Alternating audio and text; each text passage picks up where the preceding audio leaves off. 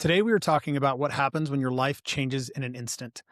You're young, you're successful, you're building companies, playing beach volleyball, and then one dive into the ocean and you're paralyzed from the neck down.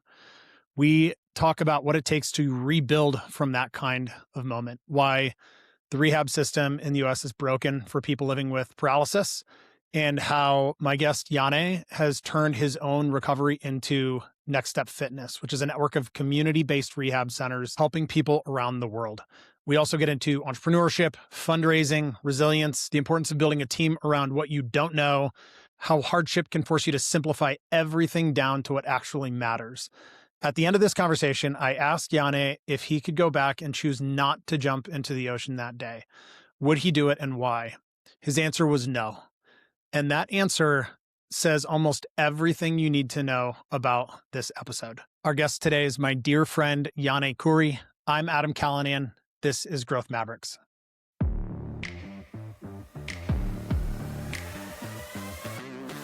Welcome to the Growth Mavericks podcast, where we know that entrepreneurship isn't just about strategy. It's about stamina.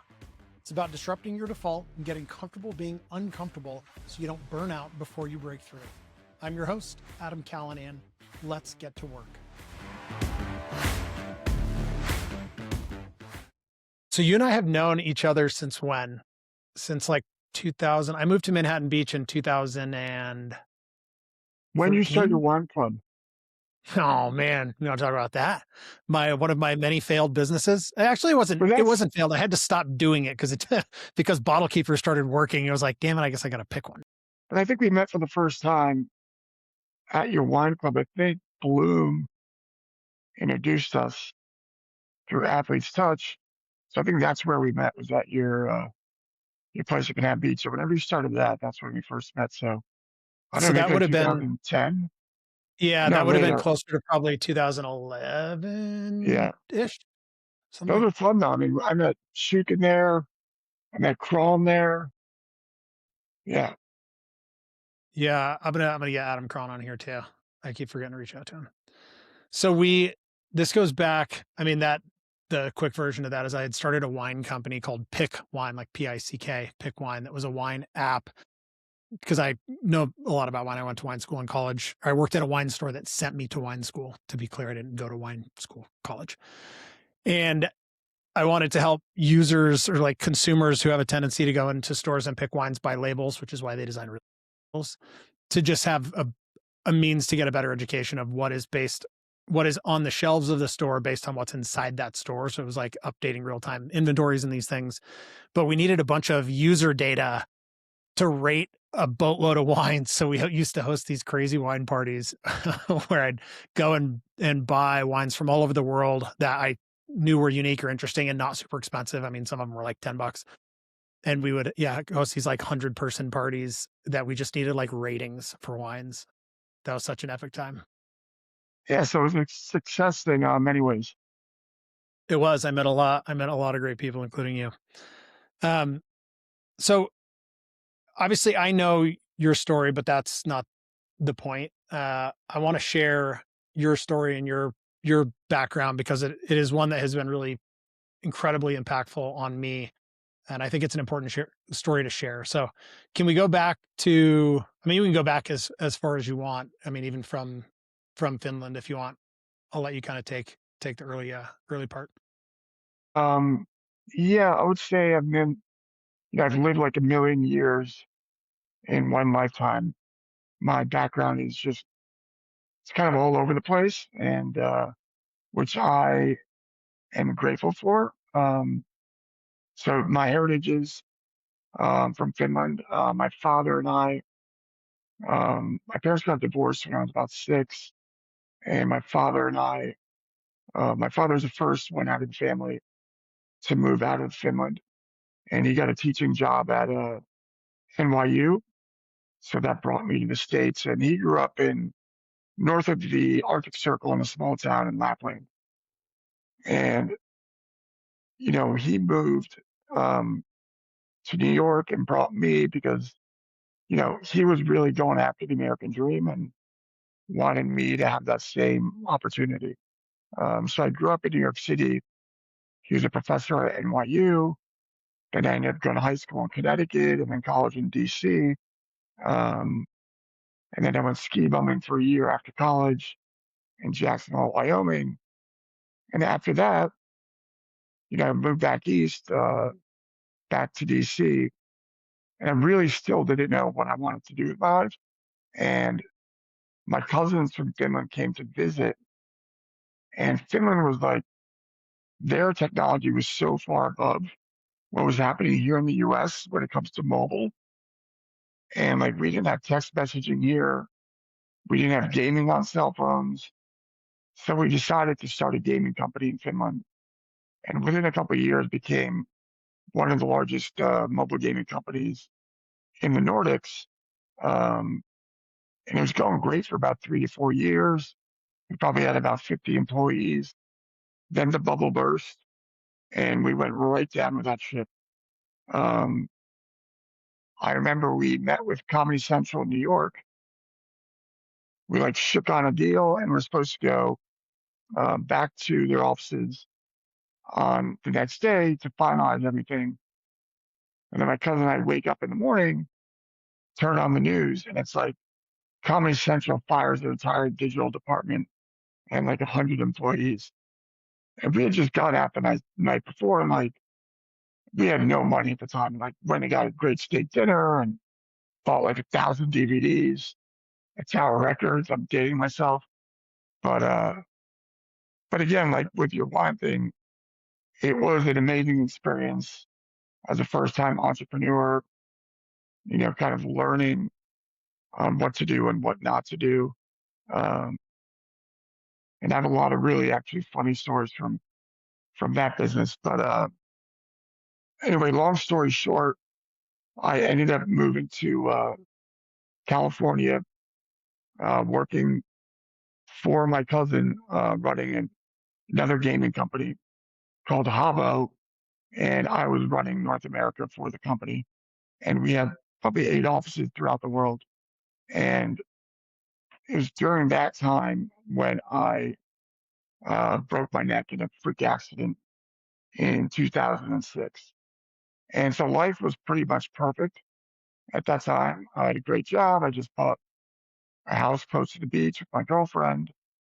And then in one instant, I'm paralyzed and, everything is, it was a terrifying time of my life. And, you know, when you're in ICU and in the hospital, like, am I ever going to be able to have a family? Am I ever going to have a job again? Like, how long am I going to live?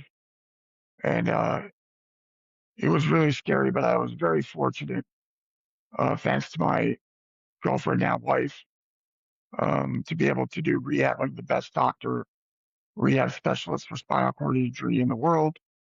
She worked with Christopher Reeve when he got injured at UCLA.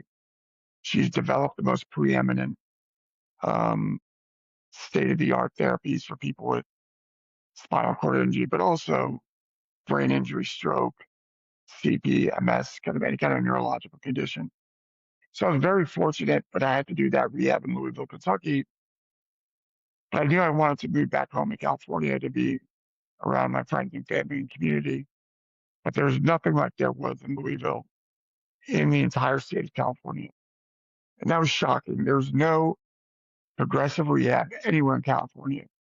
And there still isn't to this date outside of our facility. Um, so we came up with this idea is why don't we take what they offer at the best hospital-based rehab center in the world out of the hospital, put it into a community setting. So when anybody living with paralysis um, has their insurance drop them, they can still have access to affordable care within their own community for the rest of their life. So we built the first Next Step um, Paralysis Rehab and Fitness Center in June of 2008. And now we have 6 centers throughout the US.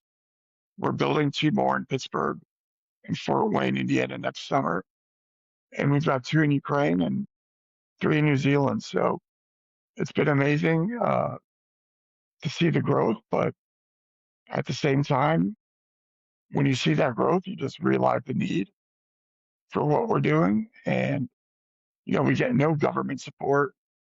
Insurance companies don't cover what we offer. So it's very challenging from that perspective. But which is sad that they don't want to support this population. But we've made it work now for, 18 years, and we continue to grow. And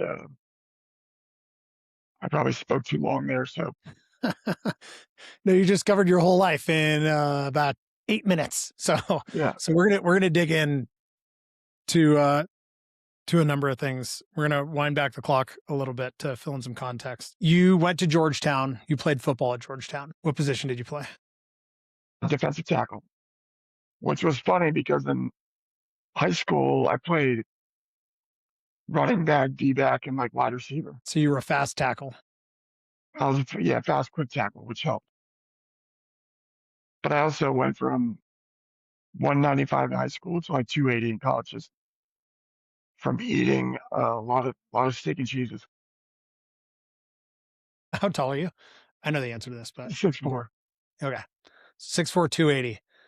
You move, you go through the boom bust cycle of the 2000s.com, or I guess kind of early pre-2000s.com. I don't know what exact year that was, but your DVD dating puts it in there from Tower Records. And Yeah, yeah. then end up on the beach. Can you talk about like that day? Like what were you doing on the beach that day when you jumped in the water and got hurt? Playing volleyball, and super hot day, super busy day at the beach too. So tons of people in the water. And between games, I just, like I did every day of the summer and throughout the year, I'd run in to the ocean. I'd swim a lot for just exercise. On that day, I was just going to cool off for a few minutes, and I never hit a sandbar in my life before. And I just ran, dove through a wave, and the currents were pretty strong that day, I guess, and just dove into a wave and just hit a sandbar and instantly fractured my C5, six vertebrae. And I don't know how, but somehow I got flipped on my back, so I was able to take a couple deep breaths. Um, and like I said, there's so many people out there that nobody in the water saw me out there, but somebody on the beach uh, saw me floating out there and ran out and grabbed me and pulled me to shore. And so I was very, very lucky. And I remember thinking when I was floating out there on the back, like this could be like one of my last breaths ever. And for some odd reason, it wasn't like scary. It was a pretty calming feeling. So, some time passes. Obviously, I'm sure you went into ICU and some pretty intense hospital stuff. What's the typical duration that a hospital that like you after an injury like that you stay or are allowed to stay in that hospital environment? So it all depends on what kind of insurance you have. I was very fortunate to have great insurance through my company. Um, so there's two things. So I was in ICU for 2 months, and once I got healthy enough, that's when you get moved to a hospital-based rehab center where you can start your recovery process. Um, it depends state by state, but on average throughout the U.S., your insurance covers you for about 30 days of hospital-based rehab. In California, it's probably closer to about 16 days. Um, like it's frightening because thinking about my situation, I would if I got kicked out of the hospital 16 days, or out of rehab 16 days after I got there, like I probably would not be alive today. Um, and because with this type of injury, it's a lifelong recovery. So you need to have access to those resources for your entire life. Not only to recover and make strides in recovery, but also to stay healthy and not get sick. There's so many secondary complications that can kill you if you don't have access to these type of resources. Like Like, you're very active. Like, imagine one day somebody told you you just have to sit down in that chair for the rest of your life and do podcasts and you can't exercise. Like, that's going to affect your life drastically and going to affect your health drastically. Like, why would it affect somebody 10 times more that's living with a spinal cord injury or a stroke or a brain injury? Um, so that's the challenge we're trying to solve. In that hospital setting where they're doing hospital PT for that, whether it's 16 or 30 days is a fantastically short period of time to, I'm using air quotes, like rehab from something like that. What are they teaching or what are they trying to get you to do? What is the instruction like? Every hospital-based center is different. Um,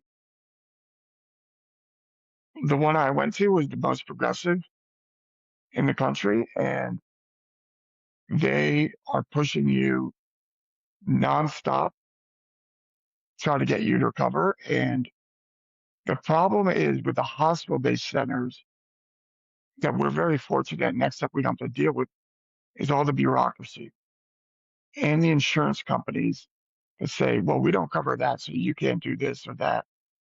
Um, next up, if you're medically cleared, we will push you to your limit if you're up for doing it. So every center is different. Like, one big thing we realized real quick is because the traditional thinking was once you have this type of serious injury, the hope for recovery is almost zero. So that's why a lot of like physical therapists didn't get into the field of neurological recovery. They focused on, field of recovery where they thought they could make a difference. But like Dr. Honkma, Dr. Berman, Dr. Edgerton, who are on the cutting edge, they've shown that you can recover 20 years after your injury. Um, but most hospital-based centers, they are literally just trying to like teach you how to brush your teeth, maybe try to help you get dressed, like the day-to-day tasks, as opposed to focusing on true recovery. Which in that period of time is about all they can really do. Correct. But even then, you can like you can figure out how to brush your teeth. You can just Yeah. hop on Yeah. YouTube and be True. like, True. Yeah. Yeah. you Yeah. can figure out how to brush your teeth. You can figure out how to get dressed. Like you can do that with your nurse, caretaker, family member. You don't need a PT or a hospital-based rehab center to do that for you. You need them to help you do whatever they possibly can to get you out of that chair. Can you explain what locomotor therapy is? Yeah, so locomotive therapy was invented by Dr. Harkman, Dr. Edgerton, rest in peace, Reggie, at UCLA in the clinical setting. She worked with Christopher Reeve after he got injured. And basically, it's um, you are on a treadmill in a weight bearing harness, and this treadmill can hold up to 95, 100% of your body weight. Um, and they can also lower it down as much as needed or as much as you can take. Um, and then you've got a trainer on each one of your legs, one running the computer, and one on your hips. And basically, what they're doing is taking you through a walking pattern while you're weight bearing, because weight bearing excites the nervous system. And while they take you through this walking pattern, the goal is to, um, ignite the nervous system. And by doing this repetitive motion, um, what you're trying to do is create recovery. So think like running on a treadmill, but you're in a harness, weight bearing, and you've got four people helping you go through the proper kinematics, like you were walking. And so it's that, just to tie this up, it's that therapy. I know there are a lot of other therapies. Obviously, I've spent quite a bit of time in the NextStep facility in LA when we were living there. It's that therapy that you brought to the community. You took it out of the That clinic and into the community. correct. Yeah, we were the first community-based facility in the country to offer that. Um, but everything we do in the facility, kind of revolves around, that concept. And the one thing we do and we pride ourselves on is the second one of our clients comes into the facility, we're getting them out of their wheelchair immediately. Nobody's worked unless they're coming in to just work that on their own for a couple hours. You are out of the wheelchair right away. And so for context, and then we'll move on. When you got injured, when you were in the hospital, what was your, with the C5, C6 spinal cord injury, what was your functionality? Like what were you able or what were you not able to do? I couldn't move anything below my neck. Okay. So I could After, do this with my hands a little bit, but that's it. okay. So by then being in a position to take advantage of that type of technology and then bring that technology into the community, which obviously gave you full-time access to it. What is, what are you able to do now that you were expected to never be able to do? Well, this is all I was expected to be able to do. So it's probably about 3 months, 2 months into my rehab at Fraser Rehab in Louisville. So I started wiggling my toes. And then from there, it just started growing. I could eventually was able to walk with a walker with support from my trainers, um, transfer into bed, get into bed by myself, drive a car, get into the car by myself. A lot, a Yeah. lot. Yeah. Have a dramatically more functional. I mean, I think Yeah. it's important to bring that up because to the listener that's not familiar with this, like the delta from injury to today for people that have access to this can be really dramatic. And it sort of like flies in the face of common knowledge around spinal cord injury or neurological disorder. Well, I was talking about this with somebody the other day. You just don't know these. We assume, we're in the United States. California is the sixth biggest economy in the world. You assume these resources are available to us given the taxes we pay, and they're not. They're not. Uh, it's and then the other challenge is when people get thrown into this. You don't know. You have no idea what's going on because it's such a shock to the system. Most people don't have access to. There's resources that can guide them through this extremely challenging um, time in their life. So everybody's kind of stuck there fending for themselves and doing everything on their own. Like I remember when I was in the hospital in Kentucky, I had friends and family. I was there for a year. I had friends and family visiting me every day to the point where we felt like we were just entertaining people. And it got to the point where it was like almost annoying. Like, oh my God, can I just get like a day of rest?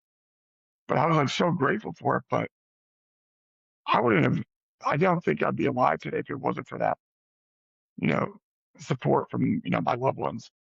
And there's all these people, on my floor that never had anybody visit them. So that's also one thing that we're trying to do. Next step is create a community of support through our staff, our trainers, through the other folks, in the facility that is a great place for, let's say, a mom with a son that got injured to talk to another mom that had a young one, child get injured to learn about what they're going through and ask questions. So it's, yeah, it's a frightening situation to go through, but that's kind of what we're trying to do is provide that support network, resource network. It's vital. Yeah, it certainly is. Being as entrepreneurial as you are, I mean, Next Step is a massive lift and it's something you've been working on for a long time, but it's not the only thing. I feel like you're one of the more entrepreneurial people that I know. You always have some things going on. What do you, outside of Next Step, where are you spending your entrepreneurial time? Quick break, and this one is personal. Your ROAS is lying to you. I know this because mine lied to me for years. When I was building Bottle Keeper, I'd see a 4x ROAS or 5x ROAS, and I think we were absolutely crushing it. When we get to the end of the month, we'd see our P&L, and we barely broke even. Now, the dashboards and the platforms, all the things would say one thing. The bank account and the P&L said something entirely different. They were disconnected. The problem wasn't ads. It wasn't marketing efficiency. It's that those output metrics like ROAS and MER, they don't account for all the stuff that crushes your margins. These are things that are shipping and fulfillment, credit card fees, Shopify fees, the marketing agency we're using, the paid media itself. That's the only thing that ROAS accounts for. But there's all these other expenses. So I built this framework that starts with net profit and works backwards to tell you exactly how to spend ad budget and how the ROAS needs to perform in order to hit your net profit target. These aren't benchmarks.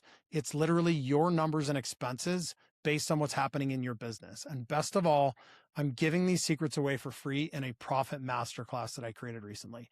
It's the exact system I used at Bottle Keeper to get to over 60 million in total sales with just 4 employees and 0 investors, ultimately to a private equity acquisition. So you can find this profit masterclass at pentane.com. But for now, let's get back to the show. So back in 2019, I had this idea with my cousins, probably in 2005, 6. So in Finland, we have a alcohol beverage called the long drink. And it was invented initially for the 1952 Summer Olympics. The Finnish government put out bids to all the distilleries. They wanted low ABV, like 5% canned drink that they could serve at the Olympics because Finns love to drink. And they didn't want to be serving like bottles of vodka to people. So this company came up with the initial long drink called Loncaro. And soon after became a national drink in Finland and still is today. And then after college, I would invite a bunch of friends every summer to come spend midsummers, with me and my friends and my family in Finland. And all they drank was long drink. And at the time, we had like Mike's Hard Lemonade, these shitty wine coolers. Like, there was no great like canned cocktails in the US. And I saw a great opportunity there. And right when we started like putting the business plan together is when I broke my neck. So fast forward to 2019, I was back in Finland, and my cousin owns a brewery in Finland. And he started his own line of long drinks. And he had me taste some of them when we're like just relaxing at the beach at the Baltic. I was like, oh my God, this is amazing. And by that point, um, next step, we were running great, amazing board of directors, great team. I thought I could kind of merge the two ideas. I was looking for like another passive project. But what if I start bringing long drink to Finland, to the US? There's one other great one. And we could piggyback off them and their success, and at the same time give back to Next Step. So like a percentage of all of our proceeds goes back to supporting Next Step. And our company's called Loncaro, Loncaro. And it kind of all just came full circle. So it felt great, and it was like the right time to actually do it. We had time to spend on it. How long have you been working on that? A couple of years?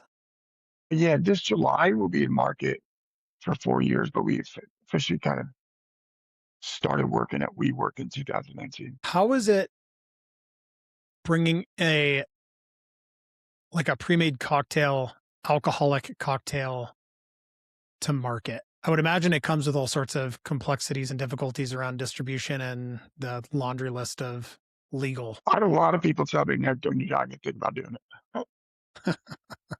That means it's probably a good idea because it's hard. The good It stuff's is, always the hard stuff. yeah, it is an extremely, well, the biggest challenge we've had, I would say the market completely, the whole industry completely shifted like right after we launched. Um, there was so much consolidation uh, between, with the distributors, retailers, and that continues to happen. Like one day, a buyer for some real chain, will be your buddy Bob. And the next day you call Bob and he's like, well, I'm no longer there. I get replaced by Jim. And you're like, and you like just spent a year creating a relationship with Bob. And now you have to, and then now Jim is responsible for deciding on what brands they're going to bring in. So it's like you're starting from scratch all over again, day to day. Like you never know what's going to happen. But so what we learned is you got to be super nimble, super flexible, and be able to adjust at the moment's notice. And make sure you have options like supply chain, and I'm sure you dealt with that with Bottle Keeper. And um, so if somebody tells you all of a sudden, like, you know what, we can't get you aluminum for 3 months, you better have option two. Um, and there's just so much competition. And when you're a small brand, you're going up against the big boys. They have endless amounts of dollars for marketing. So you have to be very grassroots, organic, and you better make sure you have the best product in the market, great branding. Um, you have to be authentic, all natural, and the market also really cares about brands that give back, and they want to know who you are as founders. You're not just some multi-billion-dollar company. I think, especially the younger generation, loves to hear that you're just a small team of regular folks trying to make it happen. That I think is really consistent, especially now in the world of AI across pretty much anything consumer facing. You have to be authentic and tell a story, or, at this point, we can like barely tell what's real and what's fake in anything that we see Yeah. anywhere. And so I see that. I mean, I live that very much across now Pentane and pretty much everybody that I talk to is it's all about the authentic, real connections with consumers. Now, what do you think about like the mix? Because AI can be very useful, obviously. So how do you like? Yeah. How do you see like? Do you just, especially when it comes to social media, is AI off the table to be authentic, or can nibble? You have to use a little bit here and there. Yeah. I think,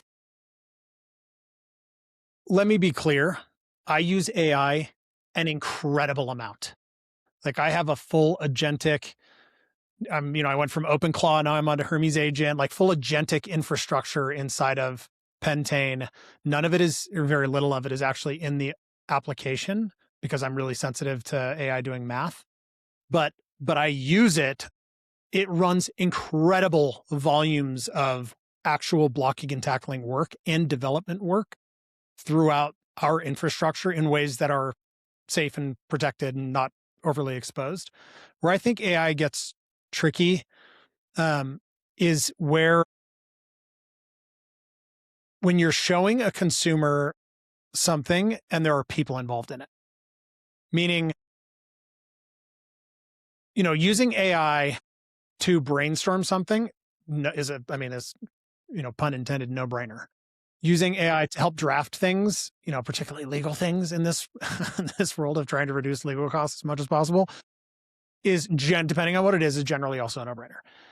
Using it for a lot is a no-brainer, but I think where it gets really tricky is in writing social posts. Consumers and just people in general are getting really, really sensitive to this like coin term AI slop because we're getting really good at recognizing what in writing is human and not human because they follow Yeah. pattern.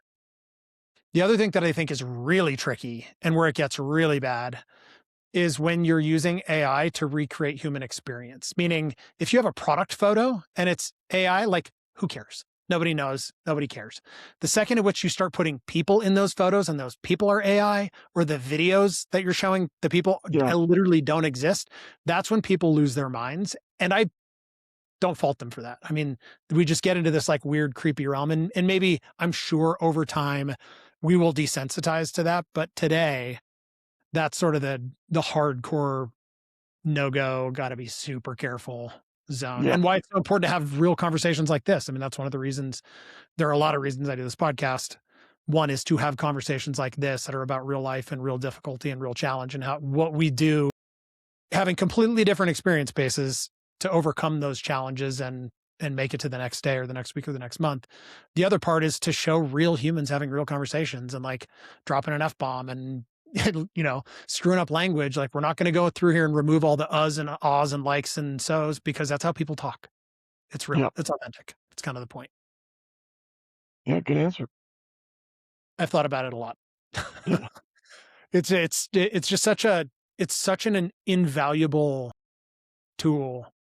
It's even, I mean, it's not even just a tool. A tool like massively minimizes, which is a totally contradictory statement. It very much minimizes the reach and capacity that AI can have and how helpful it can truly be. But it is a double-edged sword. Yeah. And I think it just, well, not for many people, but I mean, for most people, I have friends who've been doing a deep dive for years. It kind of just snuck up on us out of nowhere. At least that's how I personally feel. I'm like, all of a sudden, it's like we're in a whole new world. The competency of the models has hockey sticked. In the last probably year, but it continues to it's still on that like logarithmic trajectory. It's just going straight Yeah. up. So like Yeah. in my good example of this is a year ago, I'm going to use the 4-letter word vibe code. I guess it's, yeah, vibe code.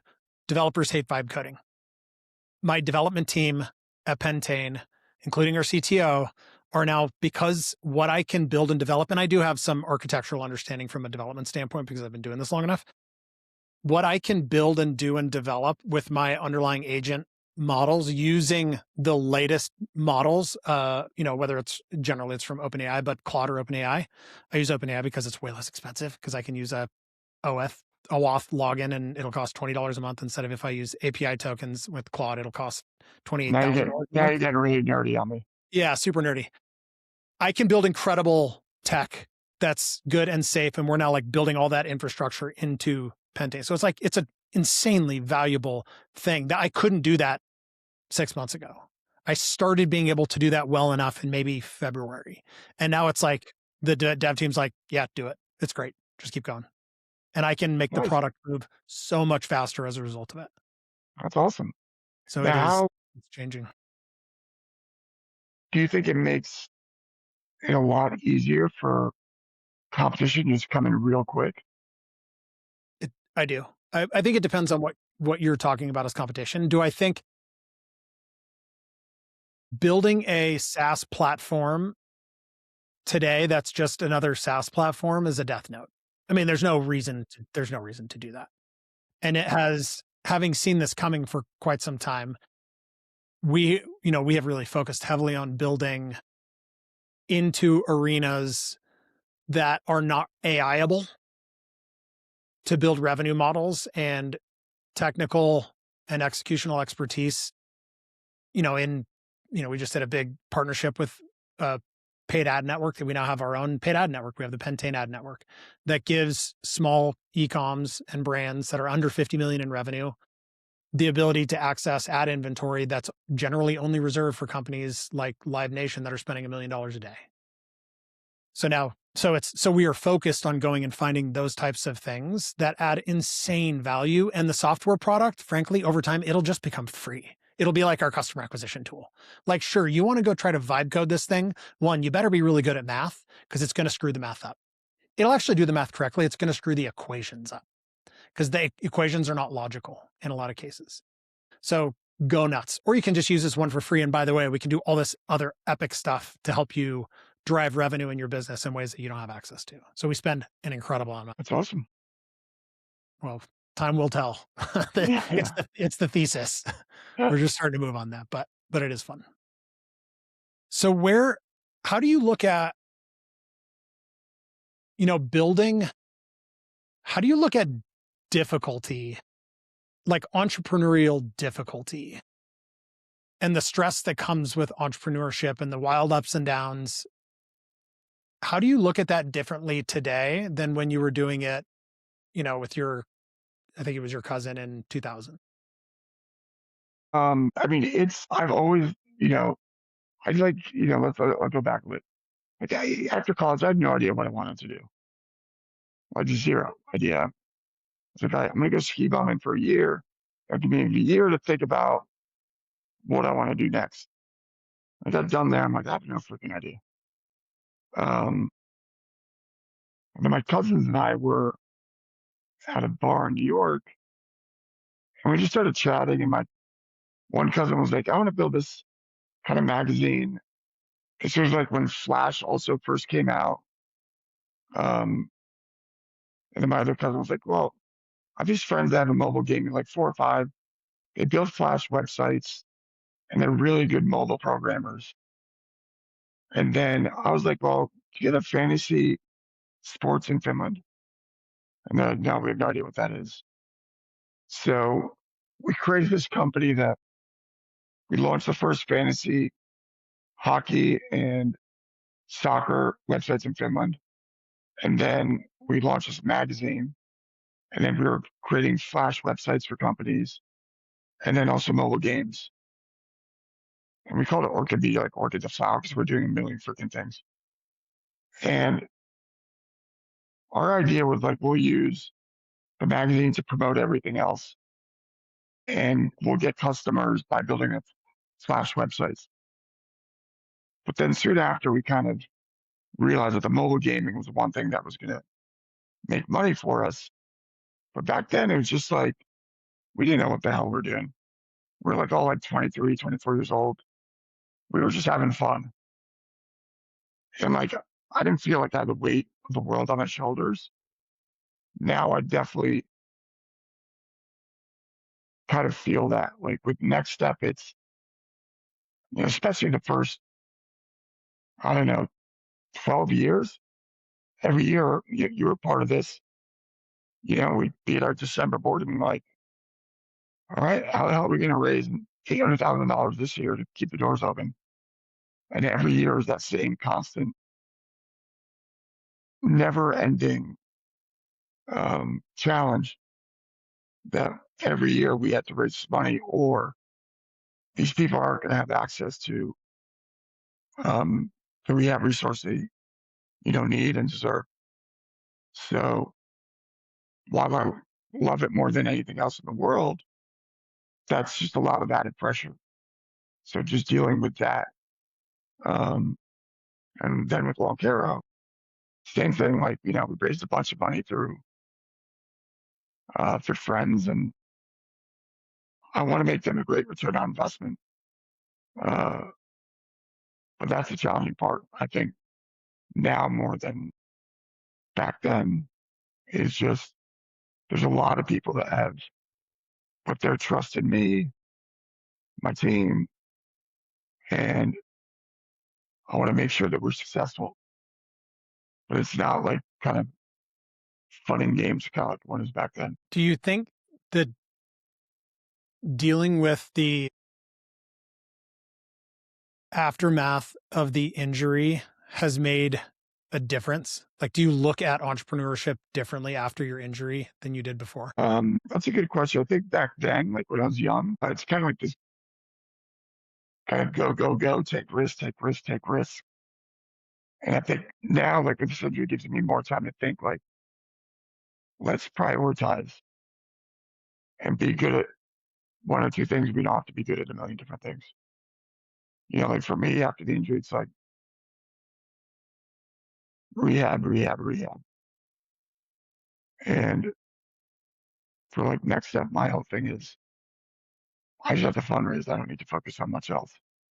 I have a team that can support everything else.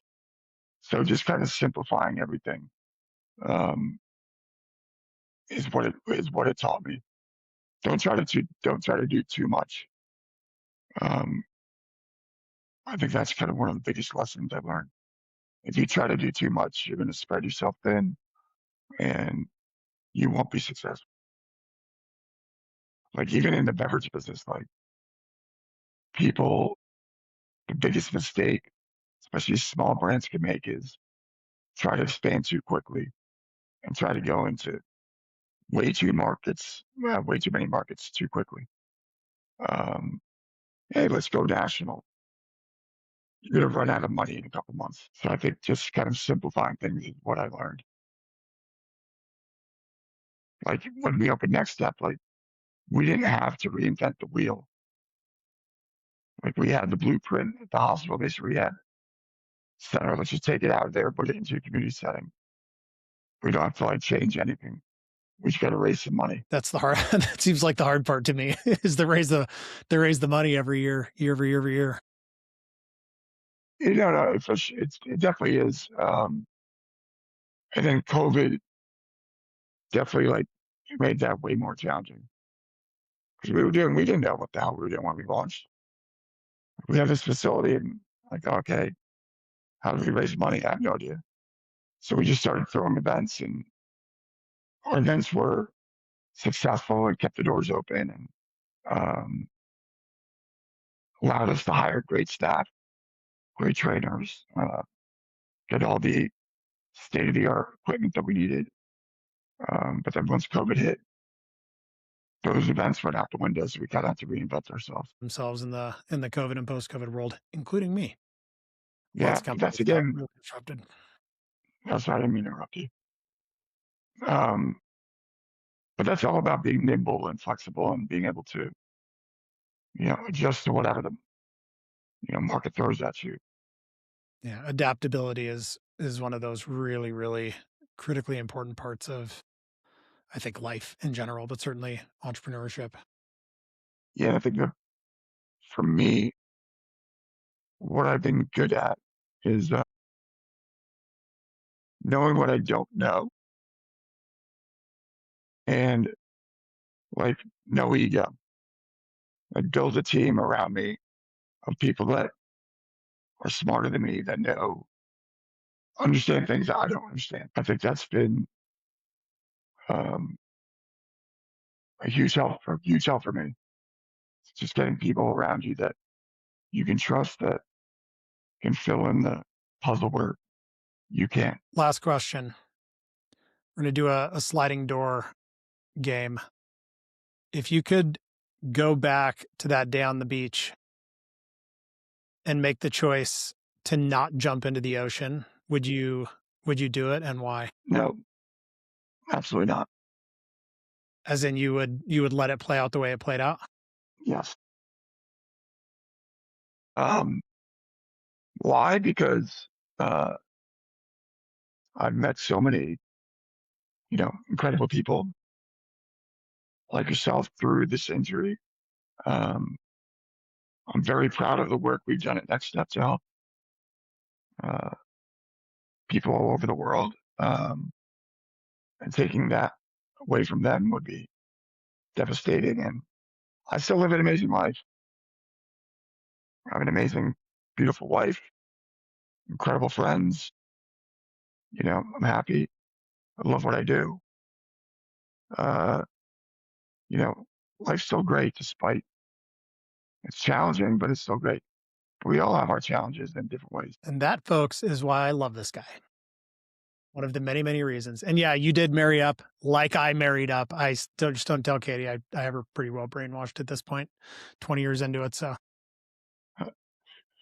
that you This is did. But awesome, thank man. you. This is, I've been wanting to do this for a very long time, so I really appreciate you making time in your desert oasis.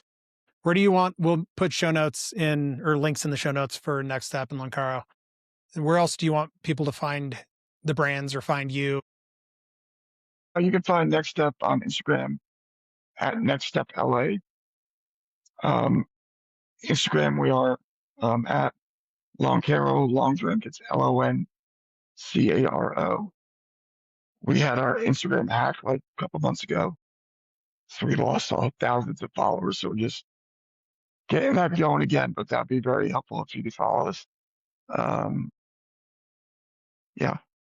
And I'm personally at Califin, Califinn. But I don't post that often, but I need to. Yeah, that's a common theme.